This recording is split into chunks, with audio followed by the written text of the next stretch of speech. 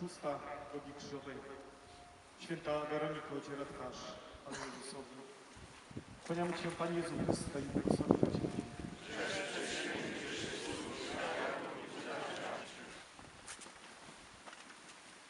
Weronika pozostaje symbolem tych, którzy nie wytrzymują tyranizmu i chcą coś zrobić. Chcą zaprotestować, bo miara zła została przekroczona. Weronika to historia odważnych misjonarzy i misjonarek, które mówią nie zorganizowanemu złu, płacąc często za to życiem. To imię wszystkich małych miłości i troski o dobro. Weronika to prawdziwa twarz, która odbija się w konsekrowanym sercu, ustach i dłoniach. To imię heroicznego, zwykłego dobra.